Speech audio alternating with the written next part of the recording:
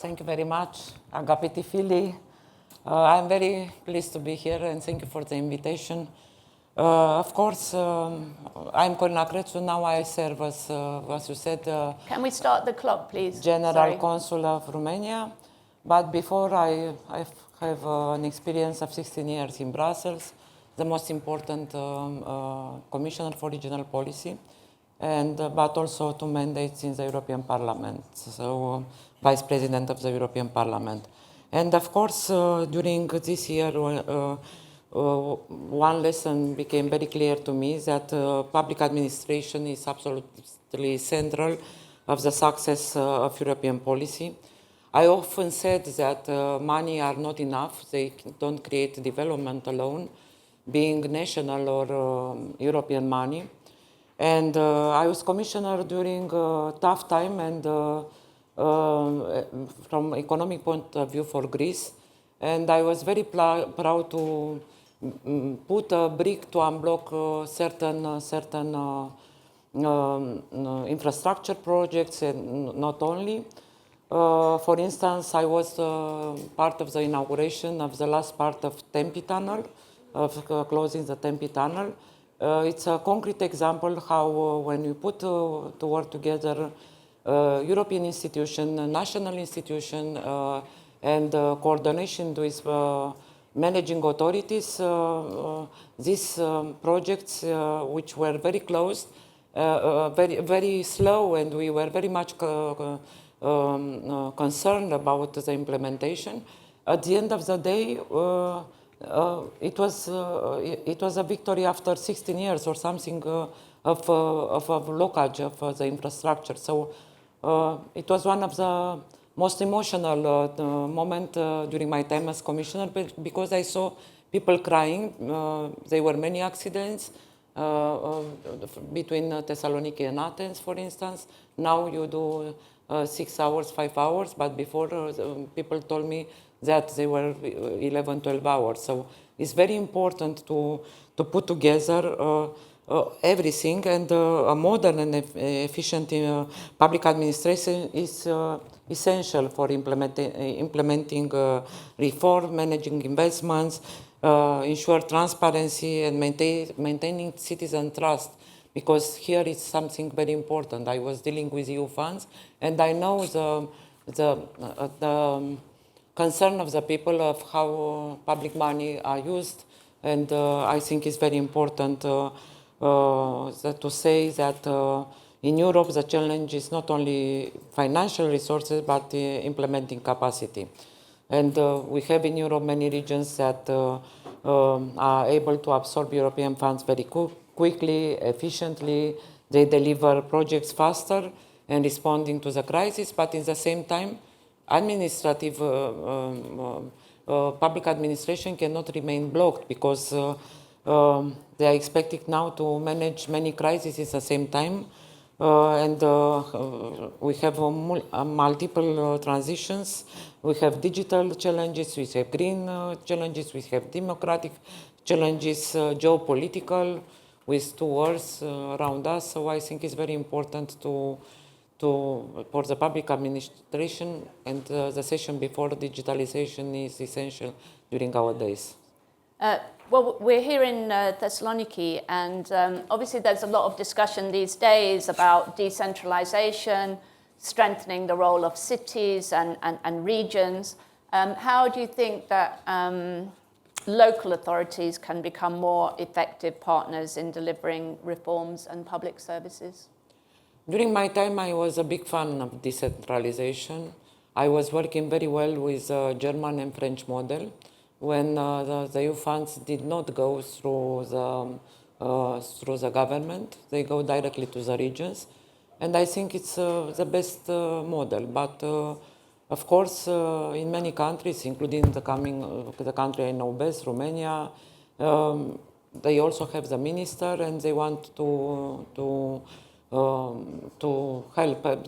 I think should be going hand in hand, this thing, because citizens do not experience Europe through institution in Brussels, but through the quality of local public services, transportation, healthcare, education, digital access, urban infrastructures, and regions and municipalities, at the end of the day, they know better where, how, and how much to invest. On the other hand, of course, it is normal that the government should know where the money are going. So I think it's very important. There are now programs where money are going directly to the regions, especially through the most important cities, through urban agenda. And decentralization, when is accompanied by accountability and administrative capacity, we can make really public administration more flexible, more responsive, and closer to the citizens. Because this is, I think, the ultimate objective is to be closer to the citizens, and citizens not to see administration being national or European like something abstract. So local authorities need predictable financial resources, qualified personnel, digital tools, and stronger institutional support. For instance, when France went from the very centralized system to the regional, centralized European Commission was very cautious, and that local administration would not be able to manage all the funds or having high-level projects, but siga, I think we all should move through a balance, how to say, going from national to local administration funds managed. Okay, thank you. We've got 3.5 minutes. I've got 2 questions that I want to ask. One is about looking beyond cohesion policy. What other European instruments and forms of cooperation do you think that can support administrative modernization, digital transformation, institutional capacity building? And I think, you know, focus not just on Greece, but beyond to Western Balkans, maybe as well, the aspiring EU candidate countries. What can help here? I think all the South European countries, being a member or not members of European Union, they face the same challenges, and they should use at maximum all the tools that they have.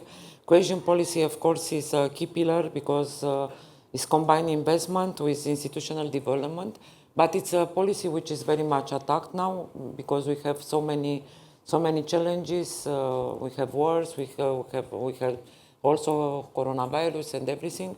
And I think countries like Greece, Romania, Bulgaria, candidate countries should fight now, because it's a moment when the new budget will be designed 2028-2034 to fight for a budget which responds to the needs of our countries. It's very important to fight for the same formula, GDP per capita, and not to introduce others indicators that will dilute this cohesion policy. But also there are also other instruments, technical support instruments. Now it's coordinated by DG Reform. We have also the Recovery and Resilience Fund, which will finish this year. It was designed to finish last year, but I was member of the European Parliament, and I knew from experience that some countries are slow, so I managed to make an amendment to be finished this year, but I really think that some countries need much more time. Interreg programs, of course, are very important because they talk about cross-border cooperation, the exchange of best practices, best experience. It's also Digital European Program. You spoke a lot in the last session about this. I think